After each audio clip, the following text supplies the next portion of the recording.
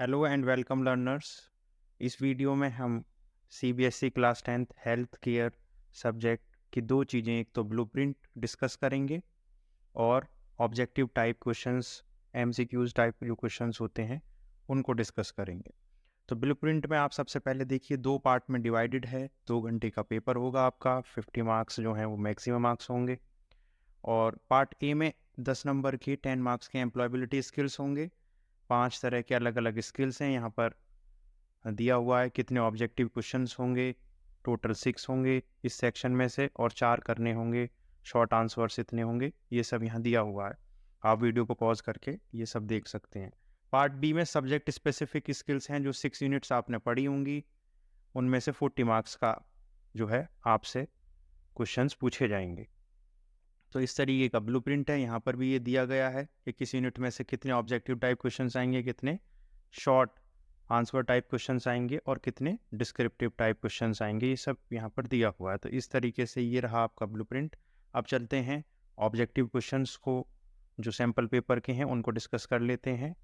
देखिए, जो आपका क्वेश्चन पेपर रहेगा वो 2 पार्ट्स में डिवाइडेड होगा, 2 सेक्शंस में डिवाइडेड होगा। ऑब्जेक्टिव टाइप क्वेश्चंस जो कि 24 मार्क्स के आपसे पूछे जाएंगे, 24 नंबर का आपसे एमसीक्यूज ऑब्जेक्टिव टाइप क्वेश्चंस ही होंगे।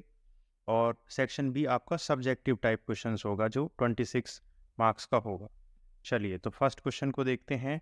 पहला क्वेश्चन है, every sentence can be broken into 2 parts. किसी भी सेंटेंस को, इजी है, ग्रामर से है, तो 2 पार्ट्स में डिवाइड किया जा सकता है। ए इसमें बिल्कुल सही रहेगा कि सब्जेक्ट एंड प्रेडिकेट। अगला क्वेश्चन है, डैश इज अ प्रैक्टिस। जब आप अपने माइंड को फोकस करते हैं काम मेंटल स्टेट अचीव करने के लिए और अपनी स्ट्रेस को रिड्यूस करने के लिए, उसे क्या कहा जाता है? मेडिटेशन बोलते हैं। तो मेडिटेशन आएगा जी यहाँ पर फिलअप में। Meditation is a practice. Next question है, जो यूज़र को कोई फाइल या फोल्डर सर्च करने का अलाउ करता है, तो सर्च से ही समझ जाइए, ये ऑप्शन सी सर्च बॉक्स इसका सही आंसर होगा। उसके बाद नेक्स्ट क्वेश्चन है, एंटरप्रेन्योरशिप डैश को फिल करना है आपको, और यहाँ से आप समझ सकते हैं। देखिए, ये एग्रीकल्चरल एंटरप्रेन्योरशिप, तो इसका आंसर ए ही होगा। ये पूछ रहे हैं इसमें कि कौन सी एंटरप्रेन्योरशिप है जिसको हम डिफाइन कर सकते हैं, जिसमें marketing and production of input and products, agricultural activities के इनपुट्स का प्रोडक्शन और मार्केटिंग जुड़ी हुई है। तो एग्रीकल्चर एक्टिविटीज़ हैं, तो एग्रीकल्चरल एंटरप्रेन्योरशिप ही है, होगा इसका आंसर, इसलिए ऑप्शन ए सही है। नेक्स्ट में दिया हुआ है कि राहुल, जो कि एक यंग बॉय है, वो हॉकी खेलता है, वांटेड टू हॉकी प्लेयर बनना चाहता है, हॉकी एकेडमी भी ज्वाइन कर लेता है, एंड कैम प्रैक्टिस पे आता है रोजाना, बट नेवर मेड इट। लेकिन टीम में उसको कभी जगह नहीं मिलती है। For 4 days the boy didn't come. 4 दिन तक वो प्रैक्टिस में भी नहीं आता है। मैचेस शुरू हो जाते हैं, his team was playing the finals, खेल रही है अब उसकी टीम जो है। ही केम फॉर फाइनल्स, और फाइनल्स के लिए वो आता है, अपने कोच के पास जाता है और उनसे मैच में खेलने के लिए रिक्वेस्ट करता है। The coach had never seen the boy, तो उन्होंने तो उसे देखा नहीं था, काफ़ी समय से प्रैक्टिस पे भी नहीं आया है। द गेम स्टार्टेड, लेकिन वो फिर भी उसको मौका देते हैं और बहुत ही बेहतरीन खेलता है, ठीक है। और जब भी बॉल मिलती है गोल करता है। तो अब ये पूछ रहे हैं, ये किस तरीके की मोटिवेशन है जहाँ, जो इस क्वेश्चन में, इस कंडीशन में हमें राहुल के द्वारा देखने को मिलती है। तो ये इंटरनल, क्योंकि उससे किसी ने तो कहा नहीं है, 4 दिन से वो प्रैक्टिस पे भी नहीं आ रहा था, तो अपने आप ही उसे ये इच्छा हुई है, अपने आप ही वो मोटिवेट हुआ है। तो इसमें ऑप्शन बी सही रहेगा, इंटरनल मोटिवेशन है जी। उसके बाद next question, everyone in the world today is talking about the measures to curb these rising problems. के राइजिंग प्रॉब्लम्स जो हैं उनको ख़त्म करने के बारे में बात हो रही हैं। तो ये एनवायरनमेंट से रिगार्डिंग ही हैं सारी चीज़ें। ये एनवायरमेंटल प्रॉब्लम्स के बारे में बात हो रही है इस क्वेश्चन में। देयर आर वर्ल्ड समिट्स हो रहे हैं बीइंग ऑर्गेनाइज, के ग्लोबल प्रॉब्लम्स का सॉल्यूशन कैसे निकले। एंड द सॉल्यूशन क्या है इन सारी चीज़ों का? तो सस्टेनेबिलिटी, सस्टेनेबल डेवलपमेंट भी आप पढ़ते होंगे। तो सस्टेनेबिलिटी कि किसी भी चीज़ को आप फ्यूचर जनरेशन की नीड्स को ध्यान में रखकर हमें डेवलपमेंट करना चाहिए, इसी को सस्टेनेबल डेवलपमेंट कहा जाता है। अगला क्वेश्चन है, इन एन इमरजेंसी, जब किसी तरीके की कोई इमरजेंसी है, where there is confusion, confusion है, फियर है, the action of calm and effective dash reassures everyone and can make the whole experience less traumatic. तो बताइए इसका क्या आंसर होगा। अब देखिए इमरजेंसी की सिचुएशन है तो वहाँ सबसे पहले लैब टेक्नीशियन या फार्मासिस्ट तो आएगा नहीं अगर इमरजेंसी है। तो इसमें सबसे पहले फर्स्ट एडर ही इसका आंसर होगा कि काम एंड इफेक्टिव फर्स्ट एडर अगर वहाँ काम रहेगा तो जो प्रॉब्लम है वो या जो सिचुएशन है वो लेस ट्रॉमेटिक रहेगी। तो इसमें आंसर बी सही है जी। नेक्स्ट क्वेश्चन देखते हैं, how can you prepare a patient for taking temperature. जब आप टेम्परेचर ले रहे हैं तो क्या उसका करेक्ट ऑर्डर है, क्या उसका सीक्वेंस रहना चाहिए। देखिए यहाँ पर सीक्वेंस से लगाना है, introduce self and explain procedure, अपने आप को इंट्रोड्यूस करना, वॉश हैंड। तो सबसे पहले तो देखिए वॉश हैंड्स ही आएगा, उसके बाद कुछ भी स्टार्ट होगा। तो बी यहाँ पे देखिए बी ऑप्शन में ही दिया हुआ है तो सबसे पहले जिसमें बी आ रहा है वही सही हो जाएगा। फिर बी के बाद आएगा डी, फिर थर्मामीटर लीजिए, ठीक अप्रोप्रिएट थर्मामीटर को लीजिए, देन अपने आप को इंट्रोड्यूस करिए और देन आगे शेक द ग्लास थर्मामीटर और ये सारी चीज़ें। तो बी डी ए सी सही इसका सीक्वेंस रहेगा जब आप किसी का टेम्परेचर ले रहे हैं। नेक्स्ट क्वेश्चन है, वाइल कम्युनिकेटिंग यू मस्ट। जब किसी से कम्युनिकेट कर रहे हैं तो आपको क्या करना चाहिए, मैसेज को लेकर कंसंट्रेट करना चाहिए, अवॉइड करना चाहिए, इंटरप्रेट करना चाहिए या नेग्लेक्ट करना चाहिए। तो बिल्कुल ईजी है, आप जो भी बोल रहे हैं उनकी बात को ध्यान से सुनना चाहिए और कंसंट्रेट करना चाहिए कि वो क्या कह रहे हैं। तो ऑप्शन ए बिल्कुल सही है, concentrate on the content of the message. Next question है, this is an institution for the care cure and treatment of the sick and wounded for the study of the disease. तो एक ये definition दी गई है और definition किसकी है जी, ये हॉस्पिटल की डेफिनेशन यहाँ पर दी है। तो ऑप्शन सी सही रहेगा। हॉस्पिटल क्या होता है, एक ऐसा इंस्टीट्यूशन जहाँ पर केयर की जाती है, क्योर किया जाता है, और ये आपने पढ़ी होगी नोट्स में भी। बोन्स की जो स्टडी होती है, ये क्वेश्चन कई बार आ भी गया है, तो उसको क्या कहते हैं, बोन्स की जो स्टडी होती है, ऑस्टियोलॉजी इसको बोला जाता है जी, ऑप्शन बी ऑस्टियोलॉजी। बाकी सबको भी जानिए कि ये मायोलॉजी, साइटोलॉजी, सेल की स्टडीज़ या टिश्यूज़ की स्टडीज़ से जुड़े हुए हैं, ये सब बाकी के टर्मिनोलॉजी को भी आप जानिए, लेकिन इसमें सही आंसर होगा ऑस्टियोलॉजी, बोन्स के रिगार्डिंग। नेक्स्ट क्वेश्चन है, what kind of disease are caused by microbes. से कौन सी डिजीज होती है that spread like common cold, की तरह जो फैल जाती है। तो इन्फेक्टिशियस है, स्प्रेड अगर हो रही है तो यहाँ से देखिए किसी भी क्वेश्चन में आपको वॉच वर्ड्स जो हैं या कीवर्ड्स जो हैं उनको पकड़ना होगा। फैल रही है तो स्प्रेड हो रही है, तो उसका मतलब है इन्फेक्टिशियस डिजीज है वो। अब ये कोई ब्रेन कैंसर तो होगा नहीं, कॉमन कोल्ड या फ्लू टाइप में जो होगा। तो बी ऑप्शन सही है इसमें।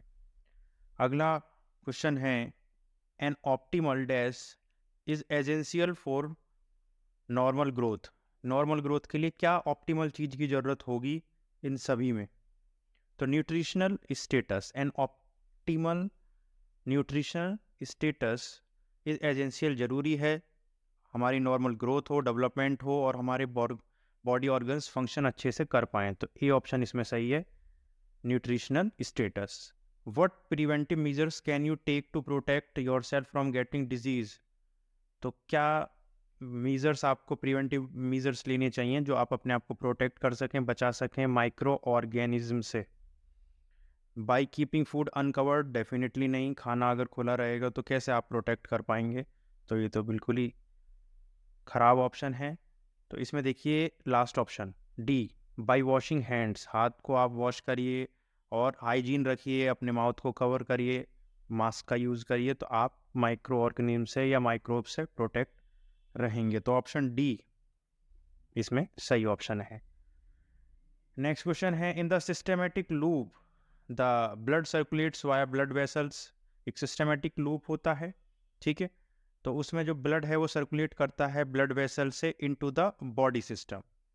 तो यहाँ पर दो फ्लब दिए हुए हैं, एक यहाँ पर होगा और एक यहाँ पर आएगा। ब्रिंगिंग टू ऑल, तो फिर ब्रिंगिंग टू ऑल के बाद and it's organs structure and tissue and collecting, और कौन सा वेस्ट फिर यहाँ पर कलेक्ट होता है। तो देखिए यहाँ पर तो आएगा ब्रिंगिंग टू ऑल ऑर्गन्स को क्या देता है, ऑक्सीजन देता है। तो यहाँ पर आएगा ऑक्सीजन और यहाँ पे CO2 हो जाएगा आपका। तो यहाँ पर ऑक्सीजन हो जाएगा और इसका ऑप्शन ए सही रहेगा। तो यहाँ पर ऑप्शन होगा bringing to all oxygen its organs structure and tissues and collecting CO2 waste. तो ए ऑप्शन सही हो गया यहाँ पर। नेक्स्ट क्वेश्चन है Rohan is working as a GDA general duty assistant जो होता है, तो रोहन GDA के तौर पर काम कर रहे हैं किसी हॉस्पिटल में। कम्युनिकेट्स बहुत अच्छे से कम्युनिकेट करते हैं अपने डॉक्टर्स से, नर्सिस से, अपने स्टाफ मेंबर से। Therefore Rohan should possess good communication skill, तो हैं ही उनके पास। Rohan can be in effective link in communication between this which kind of role, तो GDA is played by Rohan, तो किस तरीके का रोल निभाया जा रहा है रोहन के द्वारा। क्यूरेटिव, कम्युनिकेटर, देखिए यहाँ कम्युनिकेशन स्किल फिर दोबारा से यहाँ आपको पकड़ना होगा और यहाँ पे कम्युनिकेशन वॉचवर्ड है और इसका आंसर होगा कम्युनिकेटर। बी ऑप्शन इसका बिल्कुल सही रहेगा। अगला क्वेश्चन है कि जब आप कंप्यूटर पे जो डॉक्यूमेंटेशन करते हैं उसका, पेशेंट का पूरा, उसके सारे रिकॉर्ड्स को अपडेट करते हैं, तो क्या कहते हैं उसको, तो ऑप्शन ए इसमें सही रहेगा, electronic medical record, EMR is generated. Next है सुपीरियर डायरेक्शन की तरफ जो मूवमेंट होता है उसको क्या कहा जाता है, तो ऑप्शन सी एलिवेशन इसका सही आंसर है। नेक्स्ट मैच है, डिजीज़ दी हुई हैं और उनकी डेफिनेशंस आगे दी हैं, तो देखिए बिल्कुल आसान है। यहाँ देखिए फंक्शन ऑफ द लंग्स दिया है, सीधा सीधा ये लंग्स कैंसर से है, तो बी का थर्ड हो जाएगा। और उसके बाद मीज़ल्स हैं, तो मीज़ल्स देखिए स्किन फीवर, स्किन पे रेड स्पॉट हो जाना, ये सारी चीज़ें यहाँ से हो जाएंगी। मलेरिया, मॉस्किटो आप सभी को पता है, तो इससे आप पहचान जाएंगे, तो सी का हो जाएगा फर्स्ट। और ए का है, एक ही ऑप्शन बच गया नीचे डी, तो अब आप लगा सकते हैं कि नीचे कौन से ऑप्शन को सही होना चाहिए, तो ऑप्शन नंबर सी इसमें सही रहेगा। सी, ए का फोर्थ, बी का थर्ड, सी का फर्स्ट और डी का सेकंड। अगला क्वेश्चन है molecules consist of carbon, hydrogen and oxygen atoms, they include monosaccharides, disaccharides and polysaccharides, तो कौन से मॉलिक्यूल हैं इनको आपको पहचानना है। ये हैं कार्बोहाइड्रेट्स की ऊपर कैरेक्टरिस्टिक्स दी हुई हैं, ए ऑप्शन इसमें सही रहेगा। उसके बाद रोबिन एक मेडिकल स्टूडेंट हैं, मेडिकल साइंस लर्न कर रहे हैं, और तो ये बता रहे हैं कि किस तरह का हॉस्पिटल है जहाँ पर टीचिंग की जा रही है, रिसर्च किया जा रहा है और सीखा जा रहा है, मतलब सिखाया जा रहा है। तो इसी से ही आप समझ गए होंगे कि इसका आंसर क्या होना चाहिए, ए, टीचिंग कम रिसर्च हॉस्पिटल के ये कैरेक्टरिस्टिक्स हैं। ब्लड जो है वो किस चीज़ से कंपोज होके बनता है, ये यहाँ पर पूछ रहे हैं, कंपोज्ड ऑफ, तो प्लाज्मा एंड सेल्स इसका आंसर होगा। कंप्यूटर किस लिए जो है यूज़ किए जा सकते हैं इन चार ऑप्शंस में से, तो अभी EMR ऊपर हमने पढ़ा है पेशेंट्स के रिकॉर्ड्स के लिए, जिसे इलेक्ट्रॉनिक मेडिकल रिकॉर्ड बोला जाता है, तो पेशेंट्स के रिकॉर्ड को मॉनिटर करने के लिए हम कंप्यूटर्स को यूज़ कर सकते हैं। फिर नेक्स्ट क्वेश्चन में दिया हुआ है GDA किस तरीके से फीड करेगा या कराएगा पेशेंट्स को, उसका जो प्लान वो बनाएगा, तो वो उस प्लान में क्या क्या होना चाहिए। देखिए इसमें सी ऑप्शन कट जाएगा क्योंकि उसमें फोर्स तो नहीं करेगा पेशेंट को, ना स्कोल्ड करेगा कि खाइए, ज़बरदस्ती खाना ही पड़ेगा फोर्सफुली। बाकी ए, बी और डी बिल्कुल सही हैं, तो इसका आंसर बी हो जाएगा, A, B and D. Next question है टू डिसइंफेक्ट, हॉस्पिटल को डिसइंफेक्ट करने के लिए कॉमनली किस चीज़ का यूज़ किया जाता है, तो उसमें क्या सब रहता है, तो एल्कोहल इसका आंसर रहेगा, ए ऑप्शन इसमें सही है। फिर आगे बहुत ही इजी सा क्वेश्चन है ये भी इधर डॉक्टर, नर्सिस और ये दिया हुआ है सामने कि क्या, जैसे मेडिसिन सेल होती हैं तो कौन करेगा, इन्हें तो फार्मासिस्ट ही करेगा। पेशेंट की देखभाल नर्सिस करेंगी, डायग्नोज डॉक्टर करेंगे, और फिजियोथेरेपी कौन करेगा, फिजियोथेरेपिस्ट करेगा। तो अब आप मिला सकते हैं कि इसमें कौन सा ऑप्शन सही होगा। ऑप्शन नंबर सी इसमें ही सही है, ए का थर्ड हो गया, बी का फर्स्ट हो गया, सी का फोर्थ और डी का सेकंड। नेक्स्ट क्वेश्चन आता है इफ़ अ पर्सन, अगर कोई पर्सन अनकॉन्शियस है, बेहोश है, और उसे अगर आप शेक करके, बोल कर ट्राई कर रहे हैं होश में लाने की, डू नॉट गिव फ्लूड, उसको फ्लूड मत दीजिए, विक्टिम स्वेलो नहीं कर पाएगा, उसका दम घुट सकता है, सफोकेट हो सकता है। Look for the victim chest, fall and listen for sound of breathing. देखिए तो ये क्या सारी चीज़ें हैं यहाँ पर, what do you determine in this situation, आपको क्या लग रहा है ऊपर की इन सारी चीज़ों को पढ़कर कि क्या दिक्कत हो सकती है। व्हाट डू यू डिटरमाइन, तो ये देखिए इस सारी चीज़ों में रेस्पॉन्सिवनेस ए बिल्कुल सही है। भाई फ्रैक्चर की तो तभी पता लगेगी एक्सरे करेंगे या कहाँ स्पाइन इंजरी है या ब्लीडिंग, ठीक है। तो रेस्पॉन्सिवनेस बिल्कुल इसमें नज़र आती है जी यहाँ पर। फिर नेक्स्ट क्वेश्चन है, as a GDA when you must give a report about any patient by observing characters how can you determine that patient is well nourished, तो कैसे आप पता लगाएंगे कि वो बिल्कुल वेल न्यूरिज्ड है अगर आप GDA के तौर पर रिपोर्ट दे रहे हैं। तो इसमें तीनों नहीं चारों ही ऑप्शन बिल्कुल सही हैं, ABCD। वेल डेवलप्ड मसल्स होंगी, ये देखेंगे, normal schedule of tooth eruption, normal sleep patterns और ये सारी चीज़ें, तो डी ऑप्शन इसमें सही रहेगा, चारों ही सही हैं। फिर है एक्सेस पोटेशियम में रिजल्ट, अगर पोटेशियम बहुत ज़्यादा बढ़ गया है तो फिर उसको उस डिसऑर्डर को क्या कहते हैं, उस कंडीशन को क्या कहते हैं, तो हाइपर कैलीमिया, ये ऑप्शन ही इसमें सही रहेगा, रिजल्ट इन दिस।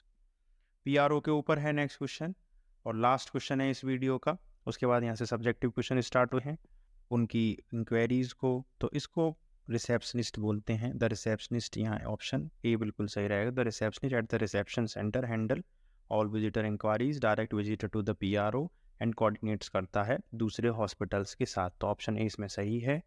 तो आज की इस वीडियो में इतना ही, थैंक यू।